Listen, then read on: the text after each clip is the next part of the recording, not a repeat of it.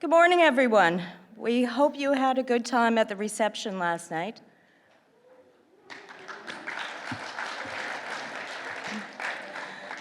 I know I did. I got to see some familiar faces, meet some new faces, make some new friends. This morning's session is going to be a challenging one. We have here today, to help facilitate this, Karina Taberner. Karina is an award-winning communicator, journalist, and filmmaker. She is the founder of the consulting agency Talent on Tap Group, which helps organizations operationalize diversity, equity, and inclusion. As a broadcast journalist, Karina filed stories for CBC, CTV, and CNN. Outside of her storytelling and advocacy work, Karina has held various corporate communications positions, including head of communications, director of corporate affairs, and corporate spokesperson for private and public organizations. Her work has been recognized by the International Association of Business Communications, Houston World Fest, and the Canadian Screen Academy. Welcome, Karina. Karina, sorry.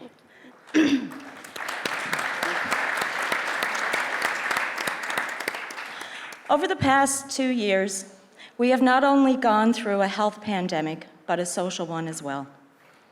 Many of us have been confronted with the extent of bigotry, racism, sexism, and other forms of discrimination and hate that thrive in the world today, more shockingly here in Canada.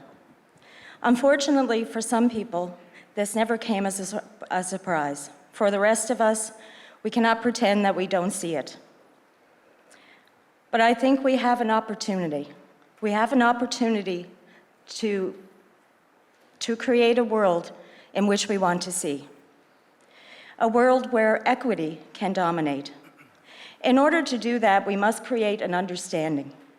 As you heard yesterday during Shalina's presentation, we all come from different experiences that make us who we are.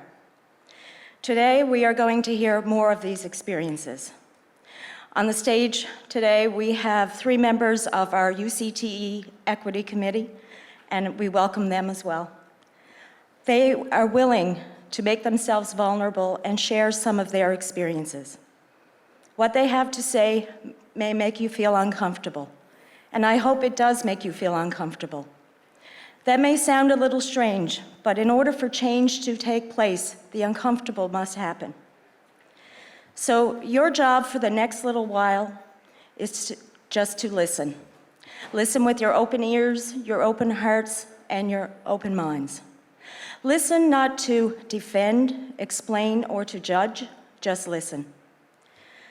Before we ask Karina to dig into her work, I ask that you take a look at this very powerful video.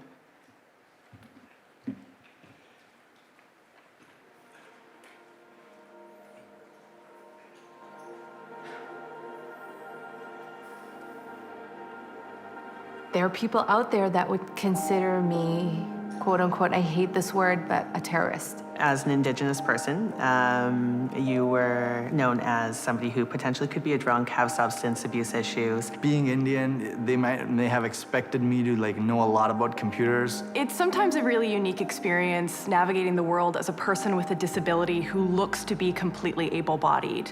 He made a comment about, well, don't worry about this that's going on because you won't be here too much longer. You'll be off having your next baby soon. Most women are, told they need to behave a certain way. People really think that my generation is lazy. Just another blonde waitress. Hey, do you rap? The only black girl. I didn't belong. I guess kind of growing up, people made these assumptions about what I was supposed to be, but it was really eye-opening for me to realize that I had been making those same assumptions myself. We all like to think that we're inclusive, but sometimes we don't actually step back and think, wait a second, did I hear everybody in the room? I mean, don't judge is the message, but it's also hard not to. I always thought that every gay man was flamboyant and rude. The older generation is set in their ways.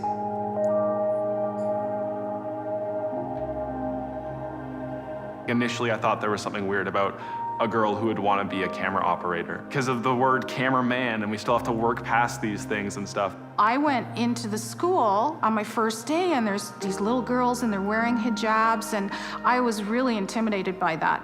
Have your initial judgments, but also be willing to learn. My definition of inclusion is a world and a society in which constructed barriers have been torn down. Inclusion for me is setting up an environment where everybody is comfortable. Open to accept other people's opinions. All individuals, regardless of their diversity, feel welcomed, feel respected. It means that they don't have to try to be what others expect them to be. Change is possible, but it takes the right person to make a change happen. I had a shop floor supervisor who stood up for me and sent out a company-wide email saying that Robin has every legal right to use the women's change rooms. It's funny because you do find allies in some of the strangest places. One thing we can do to support inclusion is to talk about it. You have to demonstrate that you're committed to this. Get to know people around you. Do something different. Learn something different. Learn about a culture. Different races, different religions, different belief systems, and see what there's good in all those things. Be an active listener. That's one of the things I practice with other immigrants as well. Open up your mind and take your time and get to know someone. Instead of putting them in this box, just showing that interest, it's gonna surprise you. Ask me a stupid question. I don't care if it's a stupid question, just ask me. I'm an open book and willing to answer them. I don't see it as a negative thing. I see it as a teachable moment. Just ask me how to pronounce my name. It's simple. You decide that other people's feelings and experiences matter. We need to have more uncomfortable conversations so that we can drive more inclusion. And oftentimes, it's not easy. And it's important, otherwise change will never happen. My name is Shomodip Ganguly, but people call me Sam. I am Layla Karem. Mutsa Matanga. Ms. Geneviève Leblanc. Ashley Pasila. Patrick Duff. Neil McLaughlin. Helena Gotchling. Rod Bolger. Jessica Shue. Kazim Marcano. I'm a chef and I forge metals. A proud mother. Forklift operator and a truck driver. I envision a day when we can just be so accepting of each other, where we can make space for others.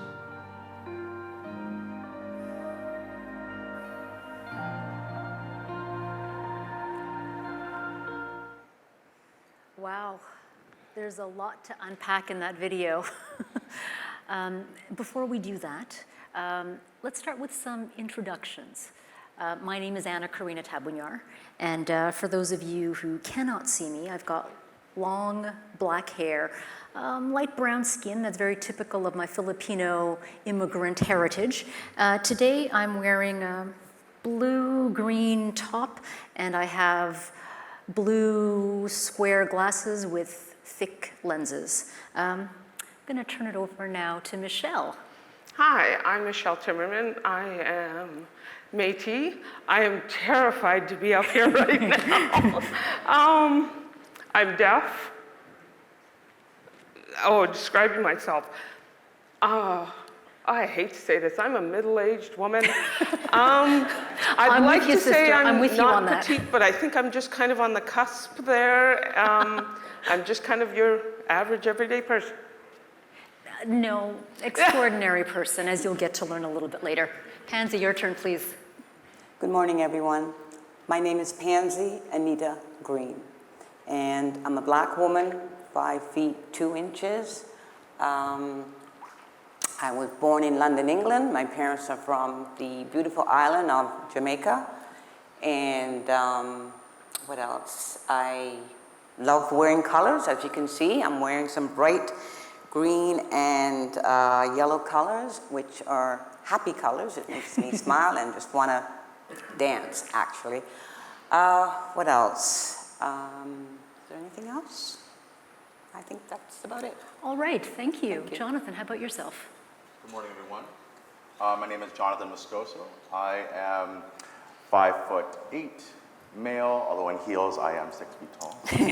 I am wearing a black blazer with a blue dress shirt, and I am from Calgary. And don't forget the very cool retro 70s metallic glasses. Yes, retro 70s metallic glasses. All right, all right. That was a very powerful video. lots and lots to unpack. I'd like to start with you, Michelle. Was there anything that really struck a chord with you? Oh, a lot of the video. Identifying, well, as being Métis, it was the perception of you're drunk, there's you could be, you will be an alcoholic, lack of education, being deaf. I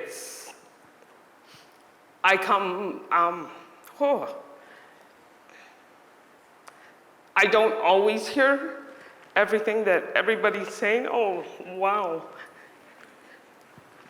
You can take your time. That's all right. That's all right. And I have to thank you and your colleagues in advance, because this conversation that we're about to have is a very precious sharing, and this is a very safe space. So you share to the extent that you feel comfortable, and I encourage everybody to please be respectful of this.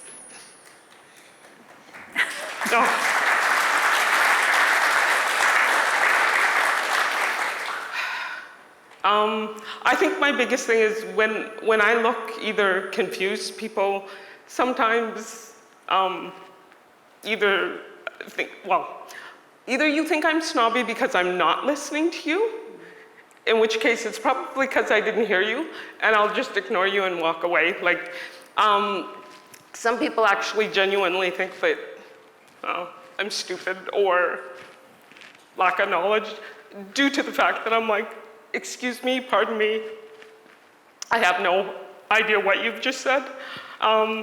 For that reason, I usually keep the people at I enjoy going out to the union conferences, learning and training, but the people that I usually end up traveling with or tagging along with know me quite well, so they're my comfort.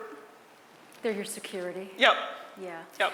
You know, we were talking earlier, and when she revealed that she has a Métis background and that she's got hearing aids, it was a surprise to some people. The term is passing. Yep. And what is that like? Pardon me? Passing. You know, you pass as Caucasian, you pass as fully able. Nobody would know that most people don't realize that I'm hard of hearing. Most people don't realize that I'm Métis. So some of the things, to me, they're more hidden until I openly start speaking about them. I'm like, I really don't still feel comfortable sometimes in my own skin. But it was like, it's a journey and a process of getting there. And so getting there, you know, you touched a little bit upon this, and it touches upon disclosure. When do you feel comfortable disclosing? When did Lyra find out? Last year. I've worn hearing aids, my Lanta, for maybe 30 years now. And most people that I engage with from doing negotiations didn't know, Lyra included, and it was she was like, why didn't you say anything? And I'm like, got the long hair, kind of hides it, and I thought I hid it quite well, and until we were noticing a lot of differences when we go out to the bar. I think there's another story in there when you're going out to the lounge. Bar. Do tell. And when I'm listening to somebody, I'm quite intent on listening to them, and I'm like, in their face. Well, and if you're a male and I'm carrying on a conversation and I'm like hanging on every word you have to say, green light approach, right? And I'm just trying to actually keep up with the conversation, and it was like, people are giving me room keys, and I'm like, we were just having a conversation. I don't know where this went, or how the heck this went south so fast. So finally, my little group of people that I travel with a lot, like now I'm like, I'm never sitting at the end of the bar no more. There's stranger danger there, because I'm like making friends and I'm having a good time, and it was like, oh, did you want another drink? And I'm like, sure, why not? Like, we're all having a good time. And it was just like, you got to stop doing that, Michelle. And I was like, I don't know what I'm doing. But it's the same thing when I sit with our negotiator. I sit right next to him, and he is quite a quiet guy. And it was just like, okay, Michelle, you're kind of, and I'm like, no, he speaks quietly, so I am hanging on every word that he has to say, and he's trying to speak around the room, and I'm always looking at his lips to make sure that I'm catching everything that's happening. But it is, I can laugh about it. My friends, we kind of joke about it, but initially saying it to people still makes me feel uncomfortable. Well, thank you so much for sharing that, because I think to all your colleagues now they're going to realize when they have dinner with you tonight not to slip I'm not hitting on any of you. No. Male, female, I was like, no, I'm married. I'm good. I have to ask you, so how many hotel keys have you collected? No, but thank you so much, because what you have just underscored is that the way people receive and the way people communicate is a direct function of their lived experiences and their backgrounds. Thank you so much for that. Let's go over now to Pansy. You have something very interesting behind the story about your name. Can you share that, please? Well, Pansy is my first name. And growing up, I've always been teased by the name, associated with chimpanzee, or is that your real name? Also conversations around, it's kind of a fairy name, as well as, what kind of name is that? Why did your mother name you Pansy? And it made me feel uncomfortable by using my first name, that I used Anita. I began to tell a lot of people that I that I met, also in the workplace. They knew me as Pansy Anita. I think, Martin, you call me Anita at times, but you never knew the reason behind that. But yes, I used Anita most of the time. And the name was very unusual. Not many people I knew had the name Pansy, and actually I've met about 2 people that had that name Pansy. And I needed to embrace my own first name. My mother gave me that name, and if anyone knows flowers, pansies, they're beautiful, beautiful flowers that it's nice to have. So that, just wearing a name tag or telling people my name, I felt very uncomfortable just telling other people my name, and that wasn't good. But now, really, honestly, I embrace it. I still go by 2 names sometimes, but I embrace my name, Pansy Green. It is a beautiful name. Thank you. Jonathan, what's the background to your name? It's a common white name. John, to be exact. Jonathan is my birth name, and Jonathan is how you would pronounce it in Spanish. I am a person of color, and so growing up as an immigrant in Regina, Saskatchewan, I had to figure out how to blend. So John was, or Jono, in the 90s and 2000s from Jonovision, if anyone remembers that show. That was my cool name. And I can actually differentiate where you were in my life when you used my nickname versus my professional name, I guess, Jonathan. So, we're talking about uncomfortable conversations, and often the root of the discomfort is a preconceived notion. Jonathan, what are some of the preconceived notions that you think people have about you? Who is this guy? As a kid, I grew up where I would slouch, and I just didn't accept my body type. I'm barrel-chested, I'm wide, I have my mother's quarterback shoulders, and my dad's tiny ankles. But I've learned to embrace my body type, and so when I walk with confidence, and some of the people may think that's cocky, or who is this guy? But I hold myself now accountable that I'm here to present myself. And so that's just one aspect, but, you know, who is this guy? Meaning, oh, is he, you know? What do you mean? Is he gay? Okay. You know? I don't feel like I present anything, but people make assumptions. And, you know, as being bilingual, sometimes a lisp comes out, and you know, being teased from things like that. Oh, you know, oh, he's a fag, you know. And growing up with that kind of verbiage, you start to realize you need to seclude yourself more and more to, as Michelle's, you know, pass for acceptance, you know, so I can talk to all of you in some way. Now, I know that the area where you work is predominantly female, and you are probably one of the younger people among your peers. How does that play in perceptions and the way you're treated? Well, I'd like to start off by thanking Lyra and Denise for allowing me to be here and presenting the invitation.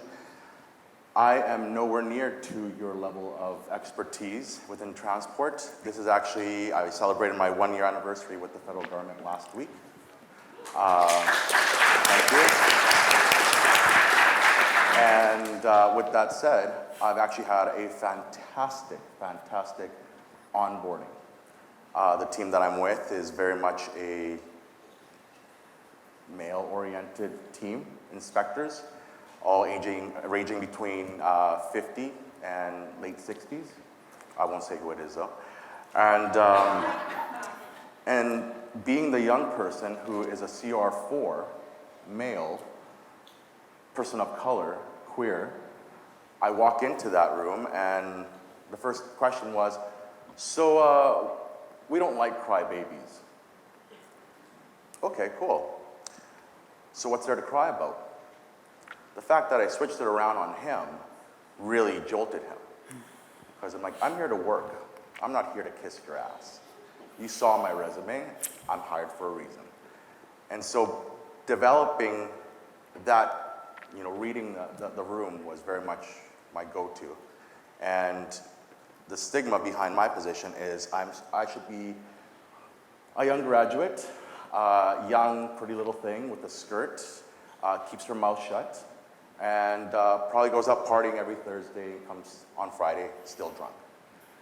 And that's not me. Well, it may have been in my 20s, but I don't appear to be an administrative person.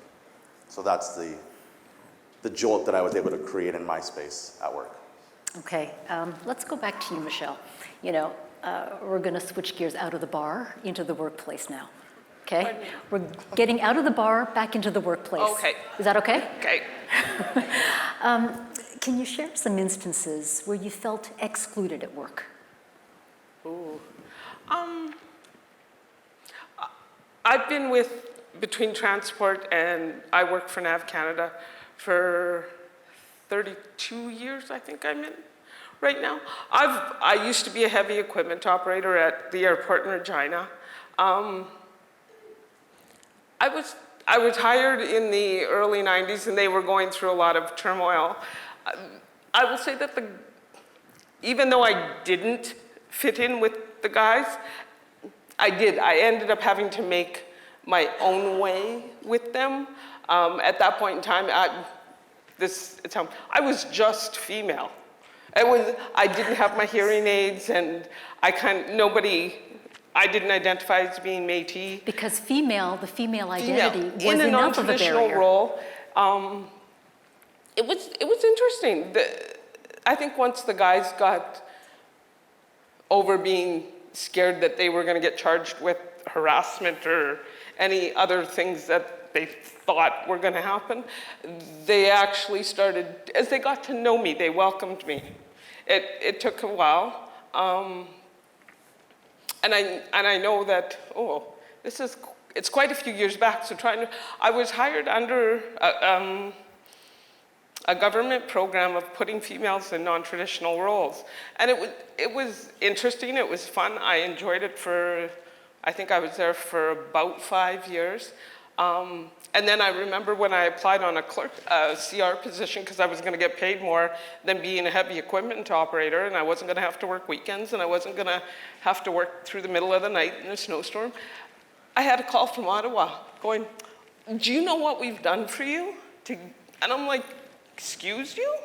It was like, you don't have to wake up, you don't have to plow snow, you don't have to, go under the greasy, wet, snowy equipment and grease it. And I'm like, you come and do this if you think it's so great. Like, it's a hard job. And, I had an epiphany of, I don't want to be that. Like, it sounds bad. I don't want to crawl under equipment at 50. I want to sit in a comfy chair. So it was many layers of, I'll say the guides making me feel included, but then it was, how dare you leave after we've done all this? And I'm like, So in their minds, you would hit your peak. You were at your ceiling. Oh yeah. And I guess at that point, maybe, yeah. I was 24 and I was a winter lead hand for our winter maintenance crews. And it was fun at 24. It was, at 24, I was still thinking, hell, I could run this show. I've long since realized that I have no desire. That seems like a whole lot of fighting and effort. But being a clerk was enjoyable. I really enjoyed it. And then coming into NAV Canada and then finding out that not everybody mumbles, and it was me that had a hearing loss, and I'm like, for the love of God, like all the people in the world must mumble. Like it seemed like it was this slow progression, and because I worked with mostly males in Old Airport, they had a bunch of different rooms, so you were never talking to anybody face to face, and as I started to lose my hearing, I never realized how much lip reading I started to do. People would walk away and I'm like chasing them around rooms and offices trying to read their lips and understand what the heck is being said. And it was like, this many people cannot mumble in my life. Like, y'all have marbles in your mouth? I was like, I don't think so. And it was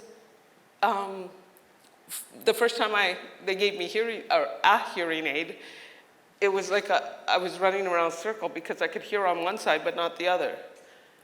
And it was like, okay, now where's the sound? It takes a while for your brain to kind of put back into perspective where the sounds are coming from.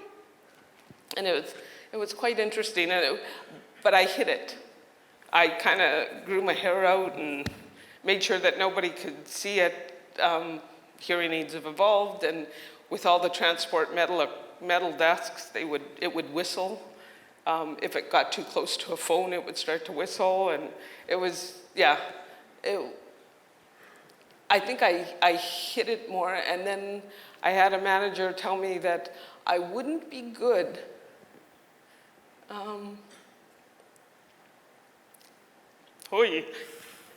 a panel.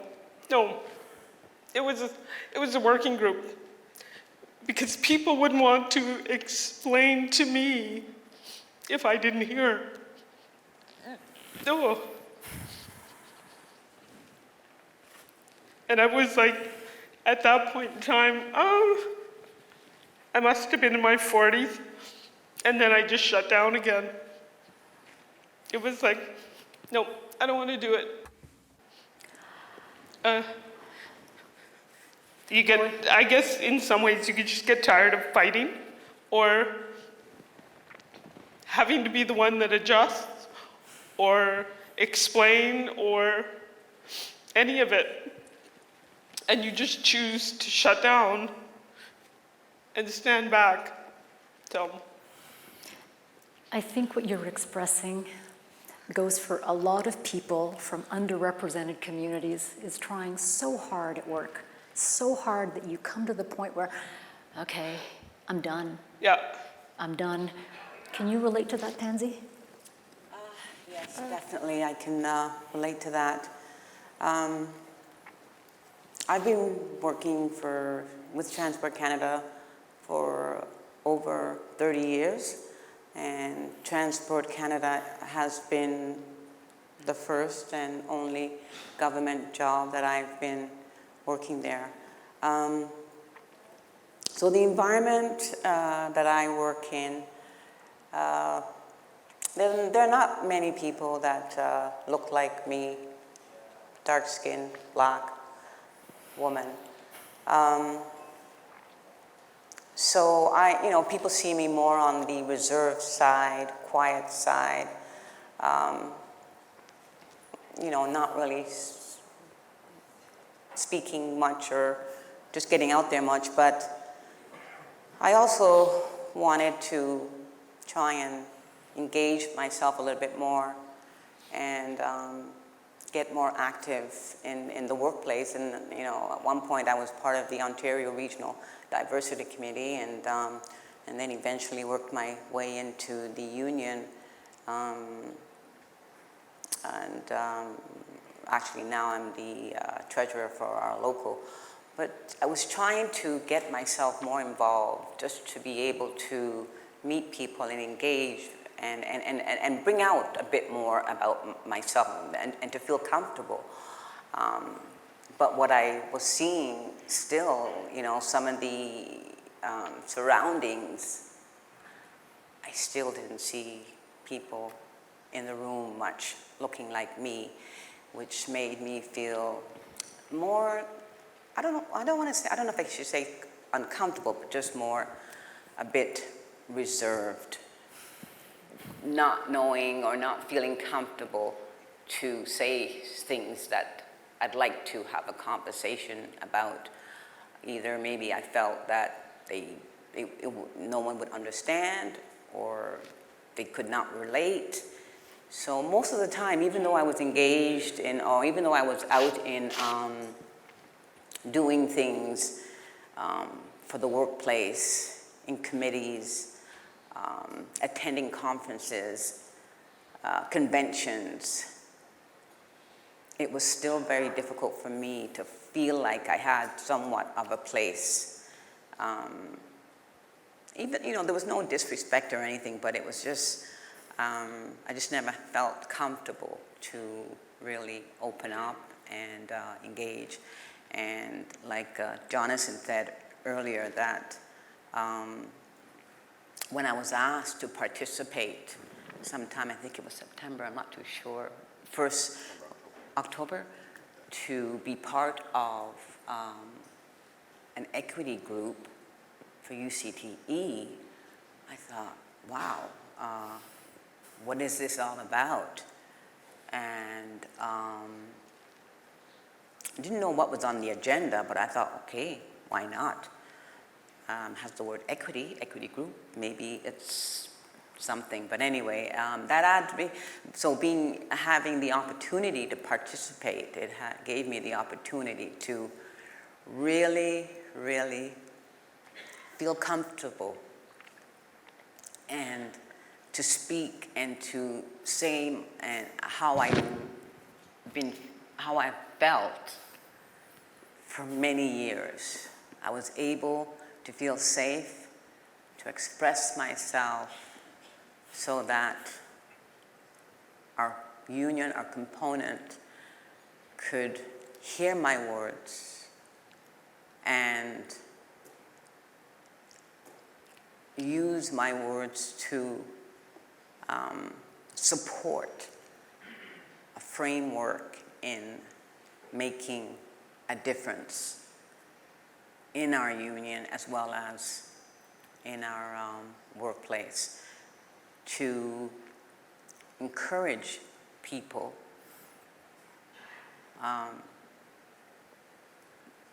that, I'm not going to say different, but Black people, to get out there and to share your concerns. And so yeah. Pansy, there's this phrase that we've heard a lot. It's called code switching. Can you share with the audience what code switching looks and sounds like for you? Code switching. The idea of having one identity, your true identity, outside of work, and then switching to assume a completely other identity in the workplace so that you're fitting in with the majority? Well, for me outside, I do a lot of things, like a lot. Actually, people don't really know me.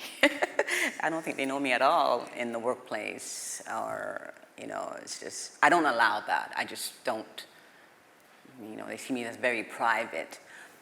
I am But to an Tansy, extent. why is that? Why is that? Why do people at work not know you? Because I don't let them in.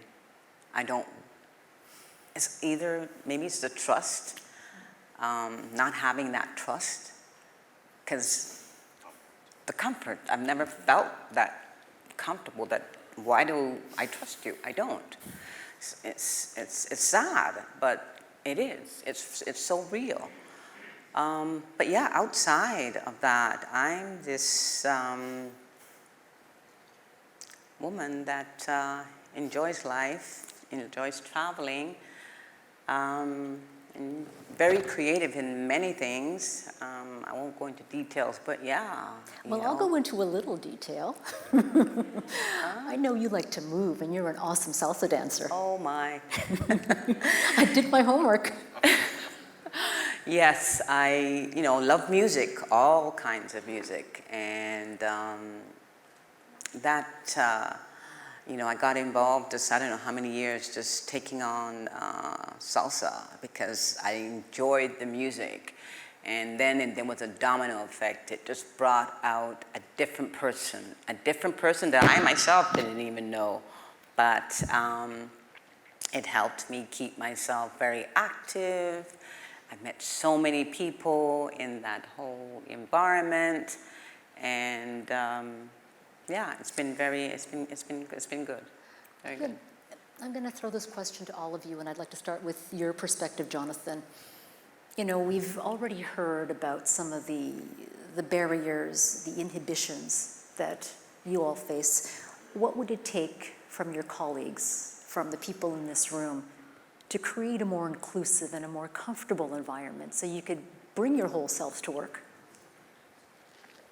I'll start? Yes, please.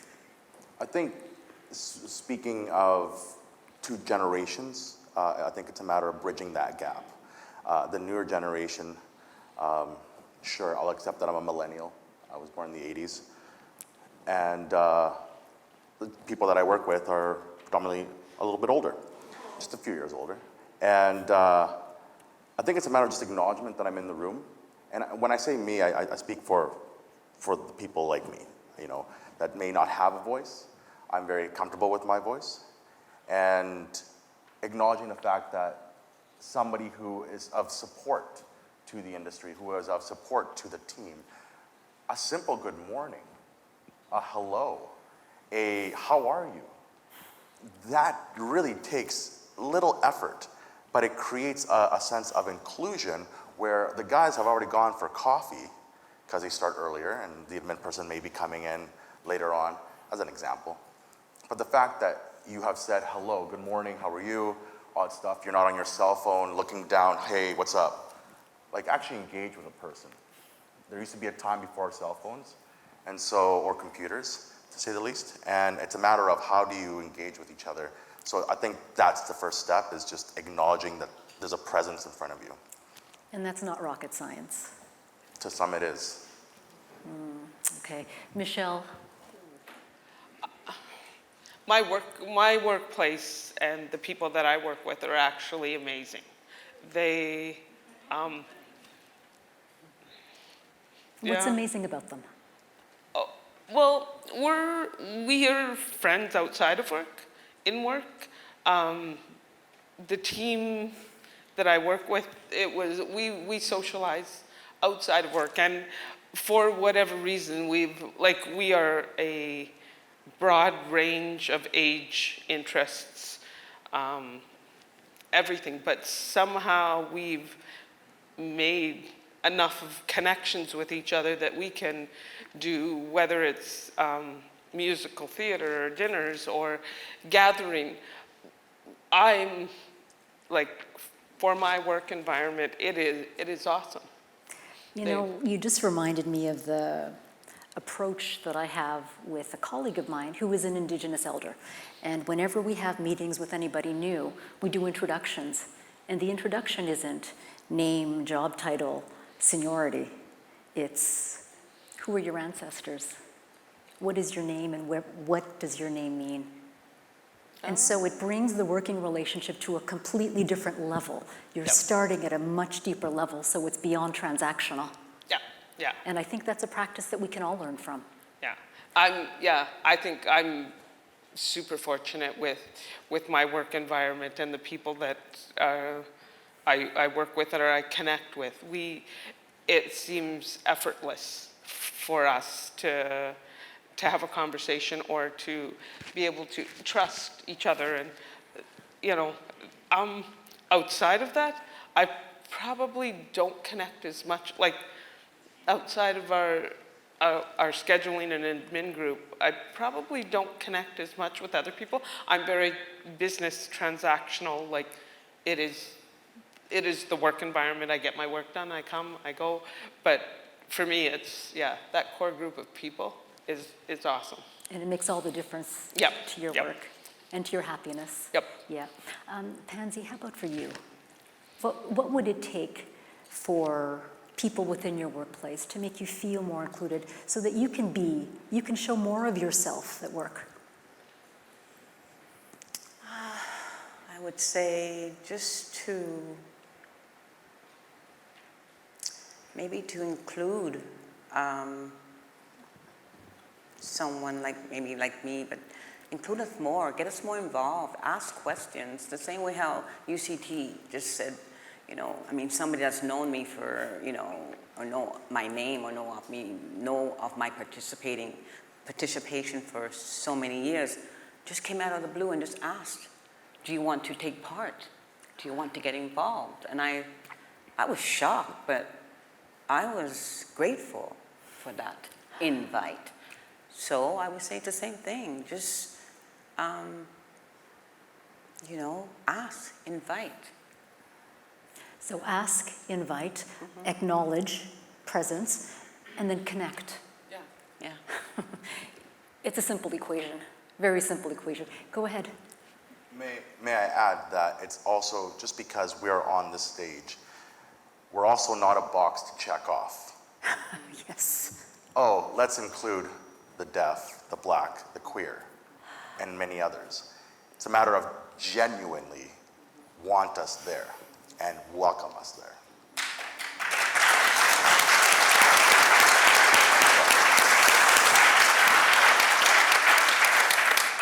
I think we've just scratched the tip of the iceberg. We can all certainly go much deeper in this, but I think at this point, we would love to take some questions from any of you in the audience.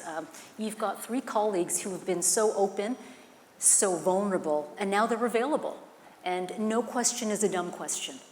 Every question will help deepen our understanding of one another, and this is how we work toward greater connection.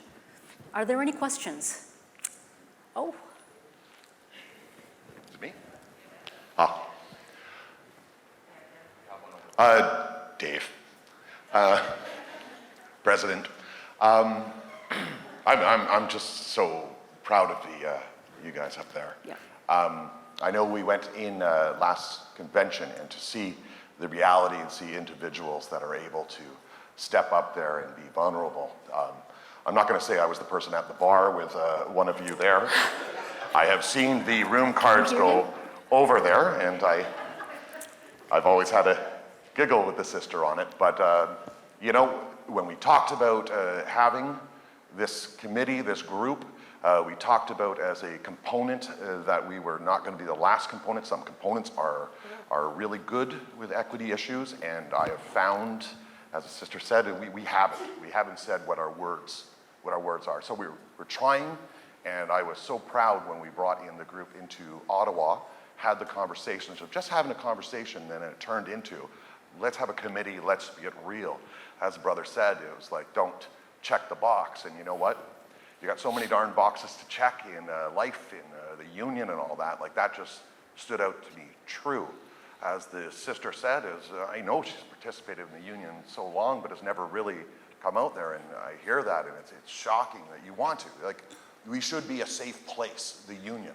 But you know what? Be it checkbox or we're just going through the system of doing our stuff, it's hard to realize. I think it was an important step that we just did today, as opposed to, we can give paperwork, we can give videos. Video is good though. But when we actually get our friends, our sisters, our brothers, to be so vulnerable in front of us, to just make it hit home, I think that was special, and I want to thank you all for that.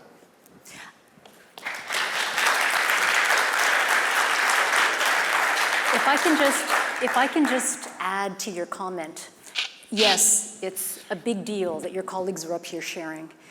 In the day-to-day work, do not rely on these same people to educate you. Be proactive. Don't put the emotional burden on people who've carried the emotional burden for years, for decades. Do we have another question or comment? In the back of the room, please, go ahead. Oh, good morning. My name is Edgar Almeida, local 47 from Sarnia. Thank you so much for sharing your experiences. It's enlightening to know that other people have experienced these as well. I started in Sarnia in early 2008, a very small office, and I think I was instantly a threat because it's a small office. You know, the diversity was kind of non-existent at the time. And I remember people would say, "Oh, you speak English really well." I'm like, and I used to turn it around and say, "Well, kind of so do you." And then they'd be like, "What do you mean, you're judging me?" You know, that was the sort of implied sort of thing. And I was like, well, I mean, I grew up speaking English. It's the only language I've ever freaking spoken, so I might as well speak it well, you know. But it was the little things like that, and you know, I heard of, you know, a few of the racist things that were directed at me as well, but I always considered it to be their problem and not mine. And that was just my way of dealing with it. But no, thank you so much for sharing your perspectives and experiences.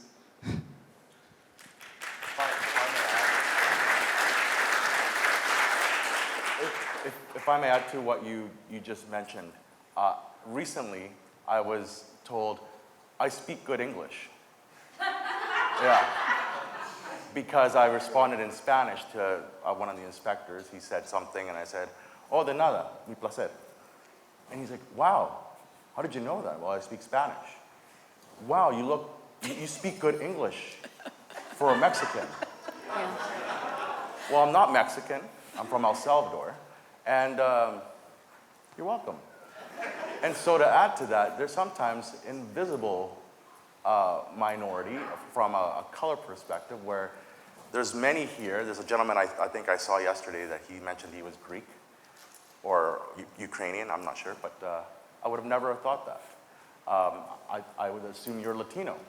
So it's also being conscious of, we're in a world now of mixed race couples with mixed race children, and it's not that white is dissipating, we're just all evolving differently, and we need to stop categorizing each other. So, yeah.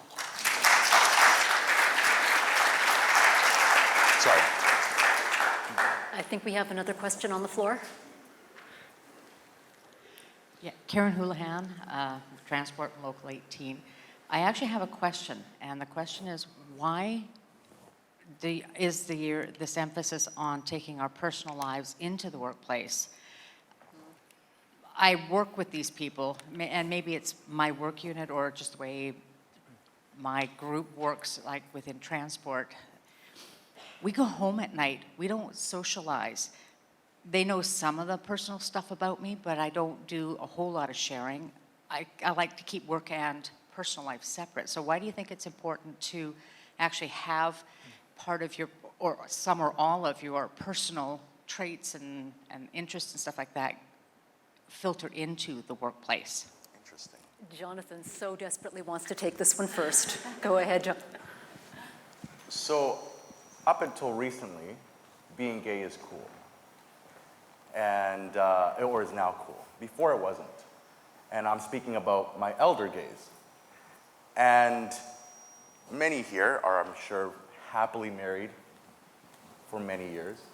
I know I'm recently married. I got married during the pandemic, and that was a shit show, to say the least.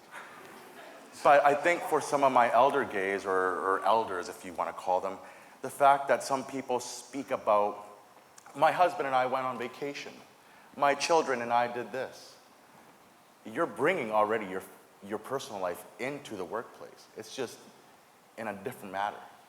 So there's moments where you start to realize I've already brought it into the workplace, and someone like me from 30, 40 years ago couldn't have said that, couldn't have expressed that they had a partner, I hate that term, a boyfriend, a girlfriend, a husband, a wife, but they couldn't say that because of ridicule, discrimination, being put in a box, or being fired.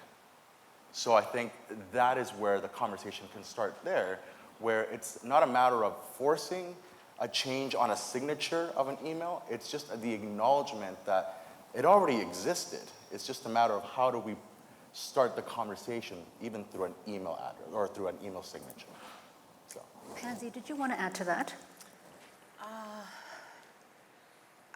You know, like what Jonathan said, I think it's just, you know, you're not really getting completely into, you know, sharing everything about your personal life. It's just engaging, you know, having simple conversations, you know, how was the weekend? It's not, they have to know everything, but. Yeah, if I can add to that, this might add some insight into the question that you're posing. During the pandemic, I was hosting a lot of virtual panels.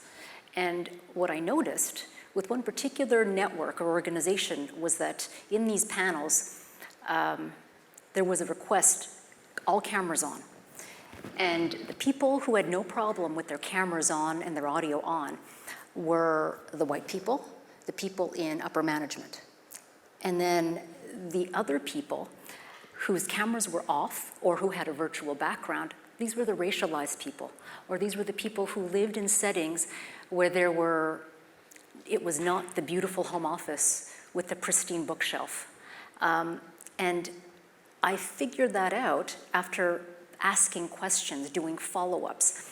And what became very obvious were the people with the cameras off and the microphones off were not in the same position of privilege, socioeconomic privilege, that beautiful home office. They didn't have reliable Wi-Fi, so they had to turn the camera off. So that, in a way, is bringing a little bit of the personal life to the forefront so that the people around you understand why you're working in a certain way or why you're asking for a little bit more flexibility. So it was a big insight when I went back to the organization and I said, this is why you're getting pushback when you're telling people to turn the cameras on. So I hope that sheds a little light. Any other questions or comments? Oh. I always struggle with this mic. This is a question for you, Jonathan. I'm a local 80824 from the Canso Canal in Cape Breton.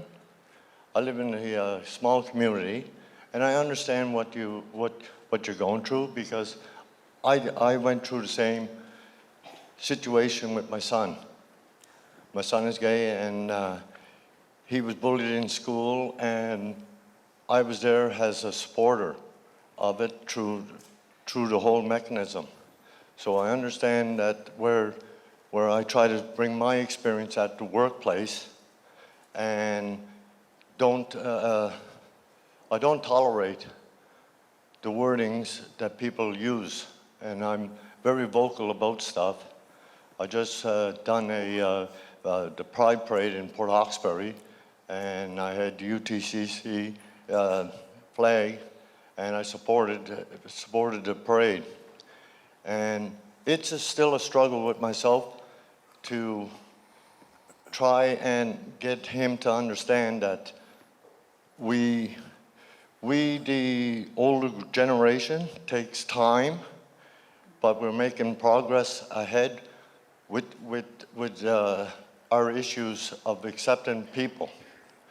And I do the same thing at work. I try to change people's ideas and views on this matter. I went through a difficult time with my wife as well, getting her to understand it's not about her, it's about my son, our son. And he chose to be what it is. And it's really hard to convince people that that's the way that it's supposed to be done, accept it. So I wanted to congratulate you on that and speaking about it, because it's about time that us old guys make forward movement ahead. Because if we live in the past, we're going to be, it's gone. We have to make changes in our workplace and our communities. And I just want to say that.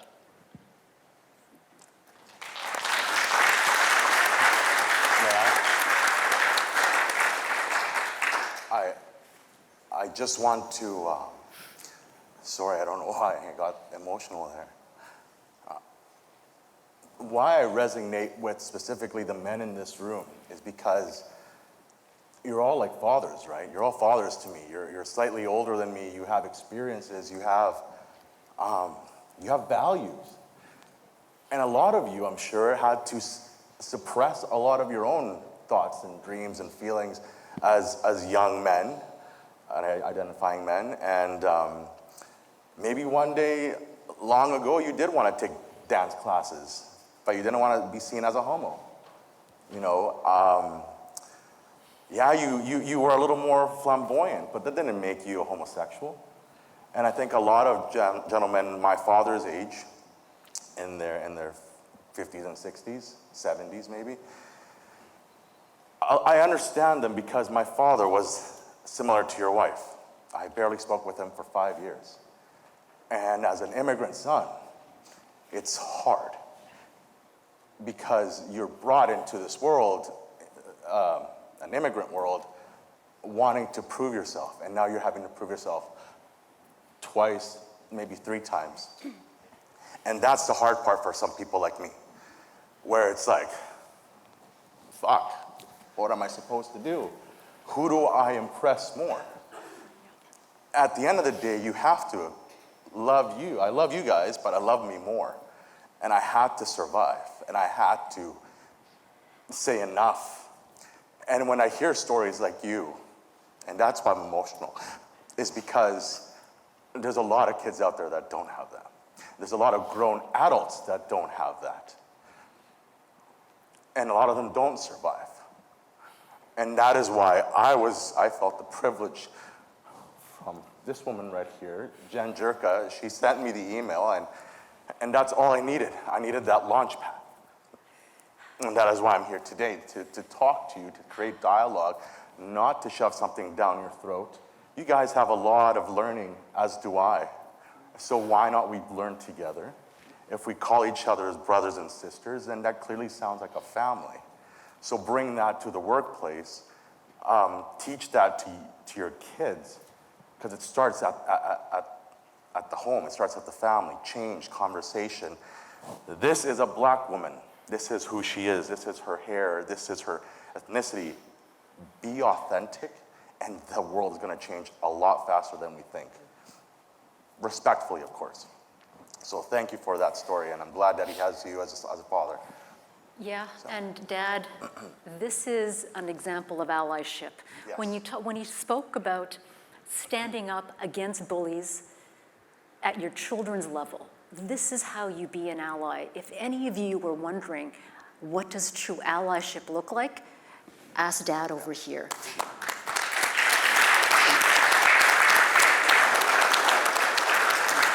And there was one other point that you mentioned, and it was the response of your wife, and you picked up on it too, Jonathan. When you center your own response around your response, you're not centering it properly. It needs to be centered around the people who are receiving the harm, not your sentiments. This is not your fragility that we're trying to protect. Does that make sense? Yes. Did you want to add anything? Michelle or Pansy? Because we're all sharing right now. I think nothing is off limits. Was there a hand in the back? Mark Grimson. I want to touch on the past, or the point of the kids. I really like that. Based on the aspect is children are what we're bringing up, and those, as we bring them up, changes everything. My wife and I are both heavily tattooed.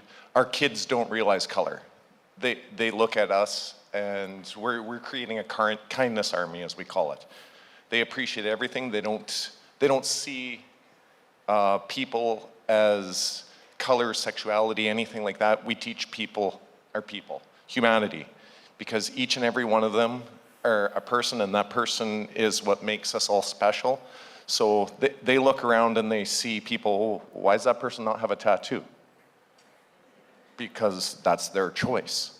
Each and every one of us have that choice. So by us showing them that, it makes a new generation. They're 5 and 7. And as we do that, it progresses another generation to understand that they're there to change. And we do that each and every day.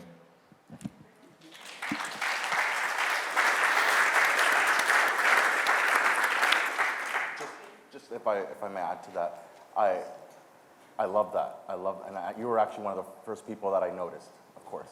I wonder why. Actually, it was your shorts yesterday that I was like, those are really cool. What I will add and echo to that is absolutely breaking down the barriers, but respectfully acknowledging the past as well is very important, or else it definitely diminishes a history.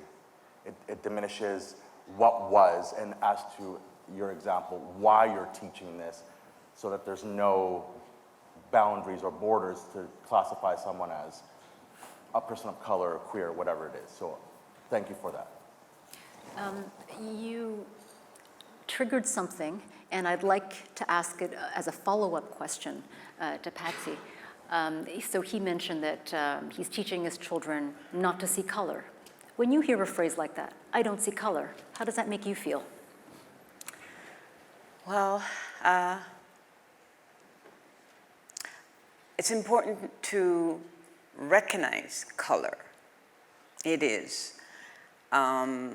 Because I am a black woman. We have other, shades of color, black, white, brown. So, I've heard people say, I don't see color. For me, it's okay to identify that you see color. It's okay. Do you want people to see past your color or not see you as a black woman? I want people to see me, who I am. This is me. I'm a black woman. So see me as how you see it. It's okay to see me as a black woman. You can't see me as anything else but a black woman. So it's okay to identify that. So is it okay for white people to identify Patsy as a black woman and use black as a descriptor? It's okay. I'm comfortable with that. Some people may not be, but for me, I'm comfortable with that. So you may be comfortable with that. You know what I'm not comfortable with? When I get called the Asian woman. Yeah. The Asian. Asia is a continent, and it's as diverse as Canada is diverse. So I'm the woman of color, the cocoa brown, I don't know, mocha latte, Filipino woman. So yes, we all have a difference in preferences and how we like to be identified. And I think the first lesson here is to ask, how would you like me to refer to you? Yeah. Anything else off the floor? Hi, my name is Martin Trudel-Racine, president of Local 10109 in Quebec. Bonjour, Martin. Hi. We represent mostly sailors, about 300 members. It's a demographic that is mostly white men, like myself. And Jonathan talked about checking boxes. And I feel like in Canadian or Quebec society, about diversity, there's a lot of temptation to check those boxes and doing this as something chic.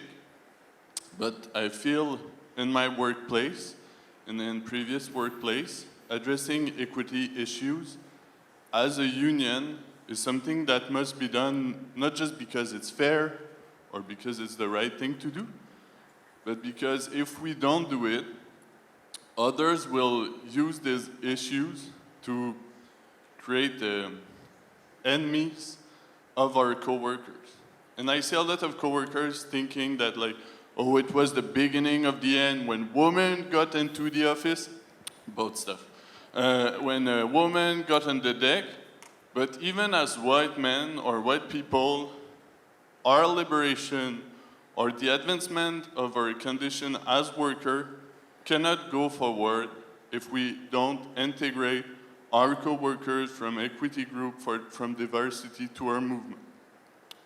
So it's not just an issue of like, that's the right thing. As a union, it's the only way we're gonna be able to move forward. So thank you for coming out, and thank you for being in the movement with us.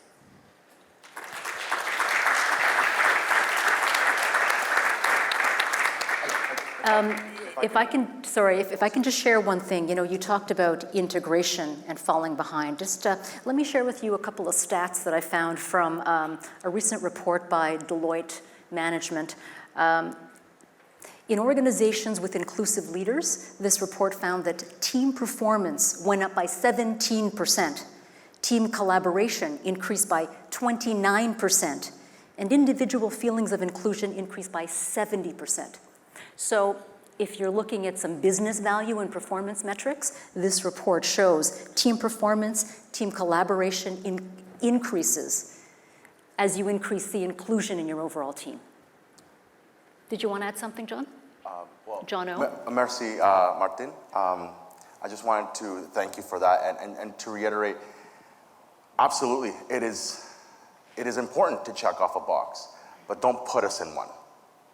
That's the difference. That's the connection for me, at least, speaking on a personal level. Absolutely, if that's what's going to take me to get into the federal government, you have no idea what I did before the feds.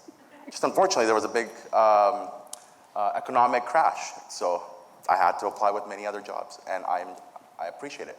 But what I'm getting at is, if you are going to check off the box, ensure that we're not just kept in that box, that we're provided opportunity to represent you. I'm representing majority of white culture in Calgary, you know, Treaty 7 land, and they sent the little gay Latino. I should be wearing cowboy. I was last week for Stampede, but I'm here to talk to all of you because it gives me a platform. But same with Shalina. She's from Calgary. I had never met her. I'm sure to follow her now on social media because that's what my generation does. And it was fascinating to see her up here and talking authentically. Some of you, jokes went over your head and you're like, what the hell did she just say? But for some of us, it hit home because we use humor as a defense mechanism. We make fun of ourselves first. So I guess, again, don't put us in a box. Check off the box, but don't put us in one. And you know what, I would even, yeah.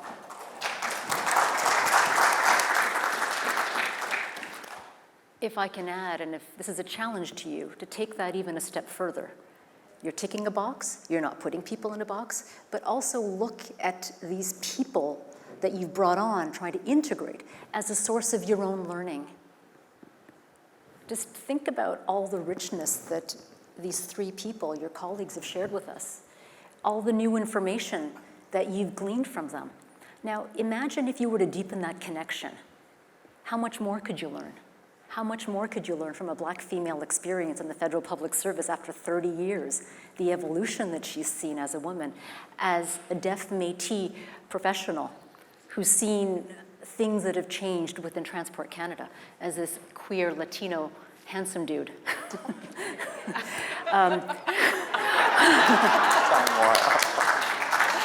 How he can help you be a better ally to your children. There's so much learnings here. So look at this as a source for learnings. Oh, are we getting cut off now? Oh, sorry.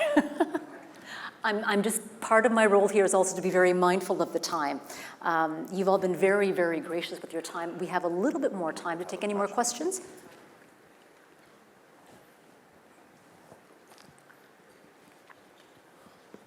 Thank you for sharing your experiences. And I just want to share one of mine because I think I can relate to how you feel when you feel like you don't belong somewhere, right? And I grew up, and obviously I'm a white male, straight, not very diverse, right? And but I struggled through school for my whole life because I was lazy, right? 2 years ago, I was diagnosed with ADHD and dysgraphia. And dysgraphia is a learning disorder where you have trouble putting your thoughts together sometimes. Holding a pen is like holding a brick. I can draw like a 7-year-old, right, still. But I didn't know that. So growing up, I didn't belong. I always felt I didn't do well in school. Chris needs to try harder. Chris don't put enough attention in. Chris don't try hard enough. Chris is smart, but he's lazy. Then I landed a job in the fire department, and man, I was accepted. I grew. I belonged there, right? And then I found my union, and I really belonged there. But and that's where I learned about diversity, because the town I grew up in was a blue collar, heavily industrialized town with all Newfoundlanders who moved to Labrador to work in a mine, right? So the education that I've learned about diversity and about issues about gender equity, about everything that we're talking about here today is through my experiences and my education with PSAC. And I never ever ticked an equity box, right? I had actually got diagnosed with dysgraphia and ADHD in grade 7. And my parents put the report in a cupboard drawer. And there was a list of accommodations, and I could have done a lot better in school only for that. But part of it was realizing anxiety, that I was suffering my lifetime with anxiety. I didn't even know until 2 years ago. So I really appreciate that you guys, because you gave me a bit of courage to come up and speak today, and I appreciate what Denise has done as our human rights officer. I think we made an awesome decision by having a human rights officer sit at the table, because we don't have inclusion until we have diversity at the table. And just thank you very much.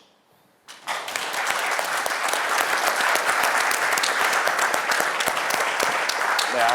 Thank you. Thank you for sharing a bit of your story. Just quick. You may be a white cis male, but you also just came out. This is an example right here of what I was saying earlier. Gentlemen of your generation, you have something. You have vulnerability. Your generation and generations before you, being sensitive was off the table. Let's be honest. Being sensitive was being girly, oh, he's a sissy, all that stuff. So I commend you for telling this room about your invisible disability, about yourself. I married a white man, love him to pieces, cooks great.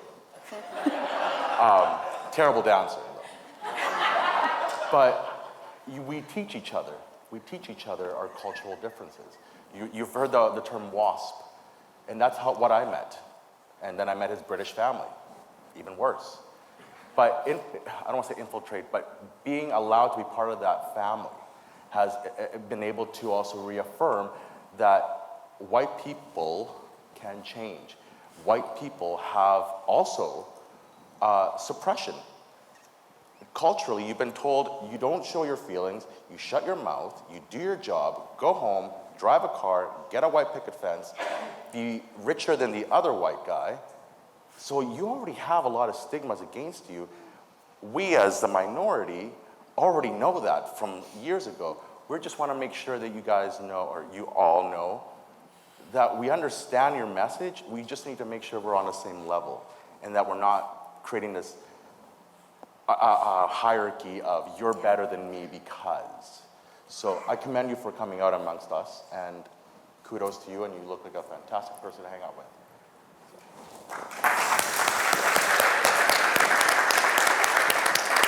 We have another question at the back. Hi, my name is Basra, and I'm from Canva Materials, Local 217, Hamilton. I'm a Pakistani woman, Muslim, so I wanted to ask, how do you guys deal with any microaggressive comments at work, and how do you rise above it and still make and build friendships at work? So the question was, how do we deal with microaggressions at work? So microaggressions can take on many forms, such as, oh, you speak pretty good English for somebody like you. Oh, can I touch your hair? Right? So they can take on many, many forms. And oftentimes the person who's giving the microaggression doesn't have any intention to do harm, but for the receiver, it is harmful and it stays with you. Like the comment, you speak pretty good English?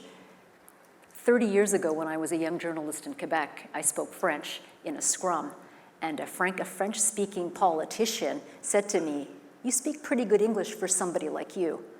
And this was 30 years ago, and it still hurts. So, how do we deal with microaggressions?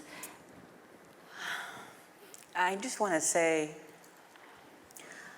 I don't deal with it very well, to be honest. I just don't. I think I just kind of step away or shy away from that. And I'm working on it. I'm trying and I'm working on it. And so, I mean, like, even just being up here, it's a beginning, it's a start, somewhat a start, you know, for me just to be able to have that confidence and just speak well, not to, you know, be rude or disrespectful in any way, but just to somehow educate or, you know, or just let you know how I feel if you touch my hair. And that's something I don't like, if people or anyone touch my hair. So just to feel comfortable and to say it and not for them to be offended in any way. But I'm still not there yet, I have to admit. And that too I'll get there soon, one day soon. Do you think it would be helpful if some of your colleagues helped you out? Definitely. So what could they'll they understand. say? What could they say or do? Some of my colleagues? Yes. If somebody were to witness a microaggression directed at you, what would be helpful to you? They may stand by me and maybe have an answer or even speak, and then it would probably bring it out, and I would probably add to the that answering the question. So, yeah, just having more support.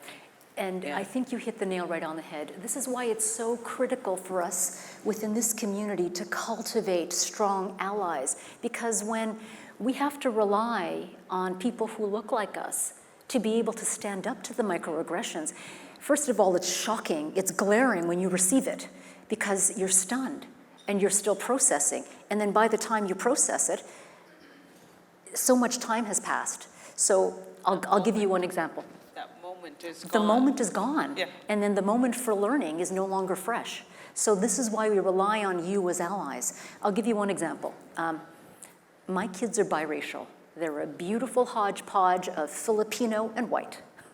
When my kids were little, we were in the park. And I live in at the time it was predominantly white. One of my new neighbors said, "Are you the mom or the nanny?" So I was shocked. And I thought, do I speak with her in my best Filipina accent and pretend that I don't speak English? I could have done that.